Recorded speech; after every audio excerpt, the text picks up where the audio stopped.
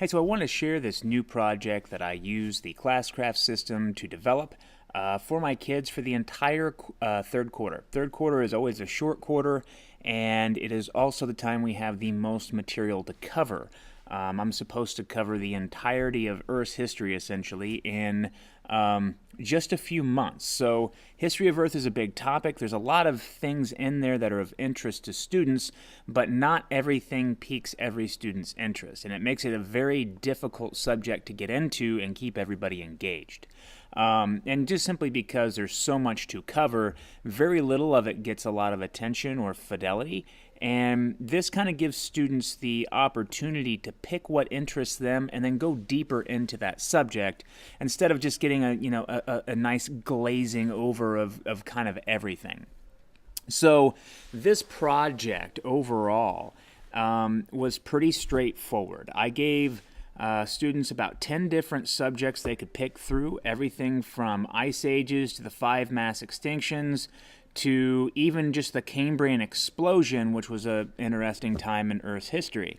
So these kids had lots of different opportunities to get into different subjects, and I kind of kept it limited at 10 just simply because I didn't want to overwhelm them. And also, too, you only have so much space on your ClassCraft map here. So, the icons are big and fat, and they kind of take up a lot of space. So you don't have a lot of real estate to put things on.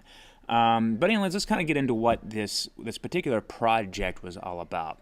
So this was a research project. In Kansas, during the third quarter, it's the snowiest, coldest, worst time of year to be doing anything outside. So generally what I do is my research type of projects and standards during this time. And what the requirements for my kids in this project was, and I'll go on ahead and just simply pull up their project instructions here. Basically, they had to go through 2 full quests, which was me walking them through the process of how to research things, essentially. Linking to certain articles, having them look for certain ideas, like main causes behind this extinction, whatever. And then at the end of that quest, they were to create a 2-minute video on that particular topic around some main questions I had for that topic. If you were more advanced, I gave you the opportunity to essentially skip past all the research steps and do 3 videos instead of 2. I'll get into that in a minute. So anyways, I gave everyone kind of the same basic project outline. I gave examples of what my expectations were in terms of exemplars. This is what I want your video to look like. So they have 3 different types of videos that could kind of, they could shoot for in terms of their deal. Gave them a quick overview of how I'm grading things for this, and then kind of broke down this whole quest by giving everybody a leader quest. So what I mean by that is I basically, before letting them get into all of these different ones, these were all ghosted out at the beginning, and the only quest they could access was a new island. And on a new island, it wasn't anything too crazy. I basically just had a few small steps to get students primed and ready for this quest. For instance, the first step on the quest is actually just asking them to download the necessary apps for their iPads. So you can see this quest step was very straightforward. Download these apps, make sure you're ready to go for the next thing. And once they made their way through the steps, it opened up into an intro to all of these different topics. So, for instance, I'll stick with Hall of Extinction. Here's a quick story. They're supposed to be in this giant hall where there's all sorts of research and stuff by this ancient civilization. And this particular one, feeling brave, you go into the doors of the Hall of Extinction, and so on and so forth. And then it just gives a breakdown. Hey, this is about the 5 mass extinctions. If you're interested in this, go back to the main map and select that quest. So when you do that, and you go back to the main map and you click on the quest that you're interested in, you are introduced after the introductory step, which introduces a story that goes along with the assignments. You're introduced with 2 options. If you do not feel comfortable going through the research on your own and doing 3 videos, what you do is go through the individual steps to help you get the information you need to create those videos at the end. If you're one of the more advanced students, you click on the resource room, and from the resource room you go to the check step. It's a self-check step, essentially. Not really a self-check step. It's essentially an assessment step to make sure that this student knows what they need to know before going on to making the video. This is my way of ensuring that my students, my more advanced students, do their due diligence and basically learn the material they need to learn to create the video. So this particular step, sometimes it'll be a quiz, like a Google form or something like that, and students have to get 100% on it to move on.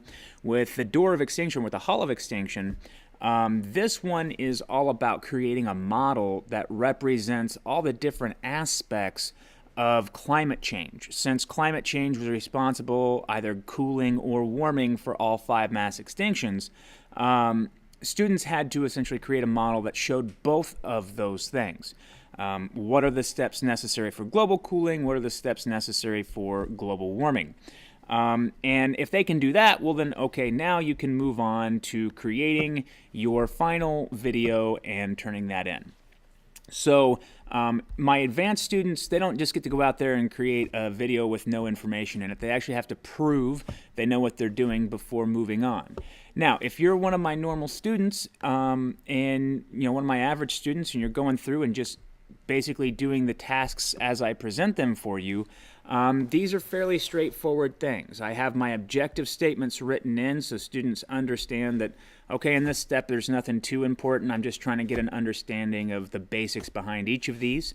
Again, the questions are generally straightforward, but as they move through the material, they go deeper and deeper into each one of the extinctions. And the idea is that they're going to try and get the most important information and try and get into these things in a little bit more detail than they otherwise would if I were simply covering it for the whole class and we were blowing through these really fast. And you can see, I even direct the kids as to where they can find the particular material in each article, in each documentary they may watch, so on and so forth.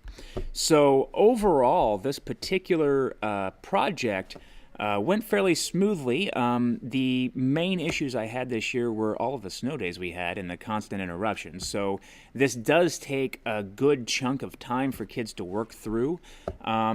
I generally probably give these kids a little bit too much to do on the quest steps, so they generally take about 2 class periods apiece. Some of them, like Fire and Brimstone, can take a little bit longer than that because they're really kind of taking a look at the different competing theories for the dinosaur extinction, the Cretaceous extinction, as there's still a lot of debate in there. But I'm making sure that these students are also understanding that, hey, there's more than just one scenario or hypothesis for some of these ideas. So again, these will take 1 or 2 class periods apiece for them to get into.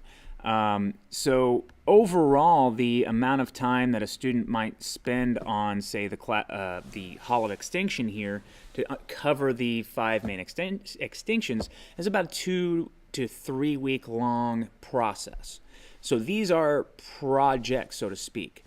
Now, the one thing I do want to mention before signing off here is on each of these, you'll notice I don't have very many self-paced steps. All of these essentially end with, when finished, contact Archmage Clemens and report your progress. The whole point is I don't want these kids just answering these and moving on real quick. So I check all of the answers that my students put down, and if they're not satisfactory, if they're not 100% correct, I send them back to the drawing board. Now, this can be frustrating if you have kids who are low motivation, but this is also the opportunity that I have to essentially stop and walk these kids through what I think are the most essential things to understand about these subjects.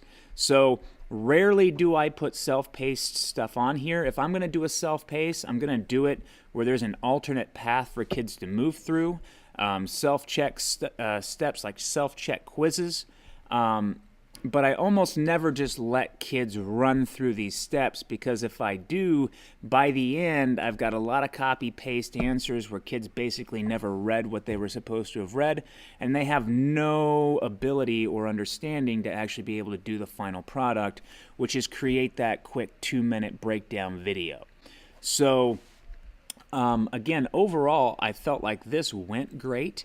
It does take a lot of basically working one-on-one with students, making sure that they're answering things and moving along as you expect. And you have to constantly stay on top of where these kids are in terms of failure to launch. A lot of these kids will sit there on the same step for 3 or 4 class periods, and if you're not checking their progress to make sure they're moving, well, they'll just stay there. So that is the one issue that I tend to have using the ClassCraft system, is just that that apathy, or that kind of like, well, I don't know what to do, so I'm going to sit here and pretend like I'm looking busy. Most of my things are, like I said, fairly straightforward, but it's just one of those tips. Don't think that just because they're staring at the screen they're working along. Check their progress and monitor their progress. It really helps if you have a running Google spreadsheet or something and you're marking down when the last time a student moved forward on a step, because again, like I said, they'll sit there for a week on one step, and if you're not pushing them forward, they're just happy to keep kind of drudging along through, well, nothing essentially. So I just wanted to share this particular concept with you. I've really started to branch out with alternate paths and everything else on these particular quests. And the more and more I do this, and I'm trying to present these students with more and more choice, I'm really, really trying to utilize this idea of alternate paths to get to the same end core objective. And I'll continue to kind of experiment with that as we go on. So anyways, thanks for listening, and have a good one.